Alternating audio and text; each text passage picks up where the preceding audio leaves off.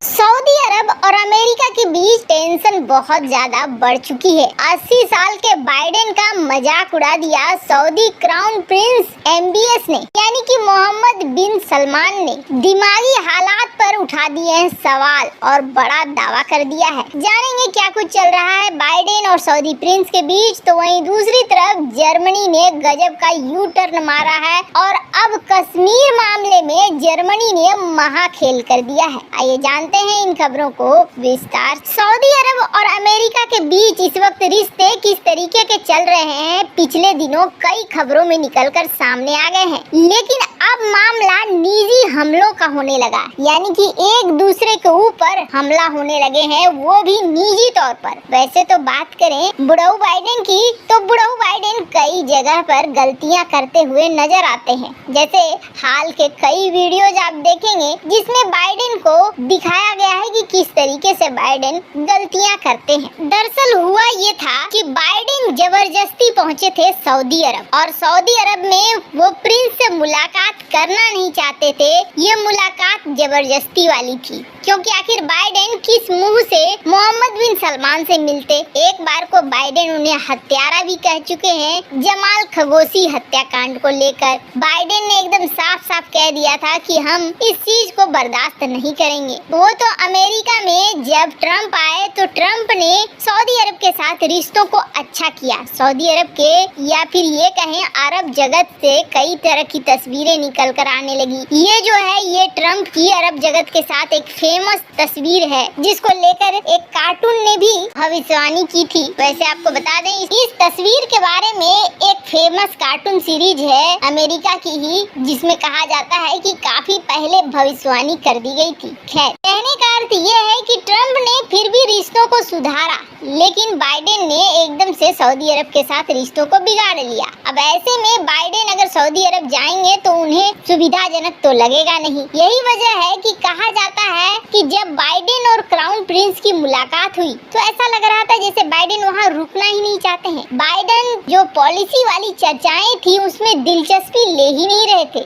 America और Saudi अरब ने अक्सर सुविधा के संबंध बनाए हैं। सुविधा का संबंध का क्या मतलब होता है? जिसमें दोनों को फायदा हो, चाहे वो आतंकवाद का मुकाबला करना हो या सैकड़ों अरबों डॉलर के सऊदी तेल और अमेरिकी हथियार का खरीदना हो, सब एक दूसरे के फायदे के लिए। जब भी इन दोनों देशों के बीच में कोई रिश्ता बना है, एक दूसरे के फायदे के लिए ही बना है, और अब ऐसा लग रहा है कि वो फायदा नहीं हो रहा है। सऊदी अरब और अमेरिका के बीच एक बार फिर से संबंध तनावपूर्ण हो चुके हैं, और अब खबर आ रही है कि सऊदी अरब के क्राउन प्रिंस मोहम्मद बिन सलमान ने निजी रूप से कथित तौर पर अमेरिकी राष्ट्रपति जो बाइडेन का मजाक उड़ाया और यहाँ तक कह दिया कि उसकी मानसिक स्थिति सही नहीं है। ये दावा दोनों देशों के बीच OPEC प्लस के तेल उत्पादन में कटौती की घोषणा के बाद जो तनाव बढ़ा है उसको और ज्यादा बढ़ा सकता है। अब आप सोचिए, सुपर पावर अमेरिका के राष्ट्रपति को कह दे कि ये पागल है या फिर इसका मानसिक संतुलन बिगड़ा हुआ है, तो कुछ न कुछ असर तो देखने को मिलेगा। वैसे जब आधिकारिक तौर से पूछा गया तो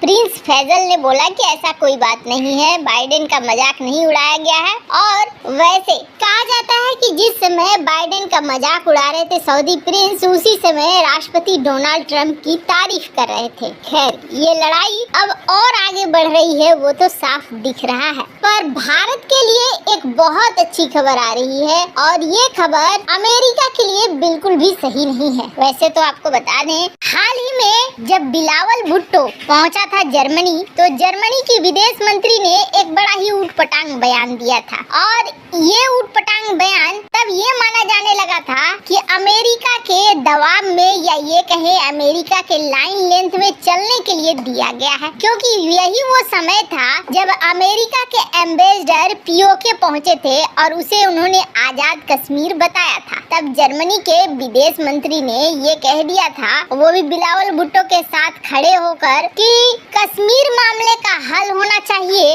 UN के अनुसार। और जब जर्मनी की फॉरेन मिनिस्टर ने सरेआम वो भी ज्वाइंट प्रेस कॉन्फ्रेंस में ये बात कहा तो भारत ने भी इस बात को सीधे सीधे ऑब्जेक्ट कर दिया था। और स्क्रीन पर आप देख सकते हैं अरिंदम बागची ने तब रिप्लाई दिया था और कहा था कि ये जो फॉरेन मिनिस्टर जर्मनी के और पाकिस्तान के जॉइंट होकर जम्मू कश्मीर पर जो दे रहे हैं उसके लिए भारत ने बड़ा ही खराब बयान देते हुए ये कहा था कि दुनिया भर के जो ग्लोबल कम्युनिटी है अगर सचमुच ये सीरियस है टेररिज्म को लेकर, आतंकवाद को लेकर, तो अपने अपने जिम्मेदारियों का वहन करना चाहिए। भारत की यूनियन टेरिटरी है जम्मू कश्मीर और इसमें लगातार दशकों से आतंकी हमले होते रहे हैं। विदेशी लोग भी इसमें शिकार हुए हैं। पाकिस्तान उन देशों में से है जहां के टेररिस्ट ने 26/11 का हमला किया है, इसलिए इस तरीके के बयान बिल्कुल भी शोभा नहीं देते हैं। जर्मनी का उस समय बहुत कड़ा विरोध किया था